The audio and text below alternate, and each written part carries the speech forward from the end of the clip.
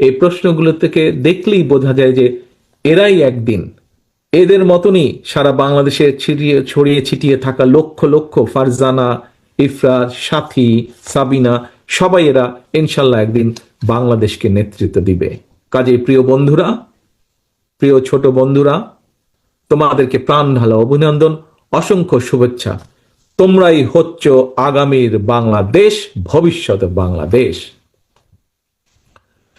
School মাদ্রাসার আমার প্রিয় কিশোর তরুণ বন্ধুরা, তোমাদের মতন কিশোর তরুণ কিংবা আমরা যারা জীবনের একটা পর্যায়ে এসে পৌঁছেছি, আমাদের সবার জন্য কিন্তু একটা চরম সত্য হচ্ছে যে জীবনের যেই প্রশ্নটা আমাকে সাকিব মনে হয় করেছিল, জীবনের সফলতার জন্য কিন্তু কোনো সরি, সাকিব না, খুব সময় সাথী করেছিল, ও বোধহয় ডাক্তার হতে চায়, যে অঙ্ক ভালো লাগে না ওর।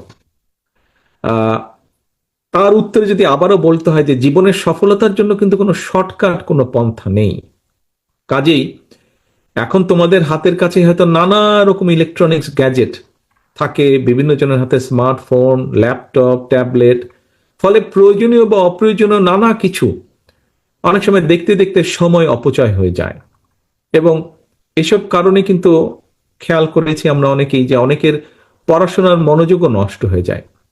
এবং এই অবস্থায় কিন্তু সোশ্যাল মিডিয়ার নানা রকম প্রলোভন উপেক্ষা করে বিভিন্ন পর্যায়ে এই মেধা প্রতিযোগিতায় যারা অংশ নিয়েছে, আমি বিশ্বাস করি, আমি দৃঢ়ভাবে বিশ্বাস করি তোমরা সবাই মেধাবী যারা যারা অংশগ্রহণ করেছিলেন। কোনো কারণে এই প্রতিযোগিতায় যাদের অংশগ্রহণ করা হয়ে ওঠে নাই, আমি মনে করি তাদের মধ্যেও অনেক মেধাবী রয়েছে। কারণ প্রত্যেকটা মানুষের মধ্যেই কিন্তু কম বেশি সুপ্ত প্রতিভা লুকিয়ে থাকে। এবং আমাদের আগামী দিনের লক্ষ্যটাই হবে যে যে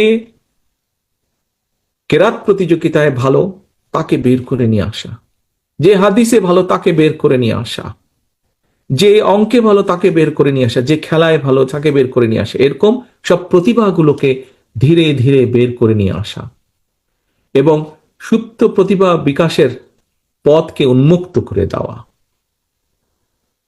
খন্দকার শামসুল আলম ফাউন্ডেশন স্বাধীনভাবে এই এলাকার ৮০, আমি যতটুকু শুনেছি ৮০টিরও বেশি স্কুল মাদ্রাসায় এক ঝাঁক মেধাবী ছাত্রছাত্রীকে পুরস্কৃত করে আমি মনে করি একটি গুরুত্বপূর্ণ বিশাল সামাজিক দায়িত্ব শুধু পালনই করেননি, একটি গুরুত্বপূর্ণ দায়িত্ব অব্যাহত রেখেছেন।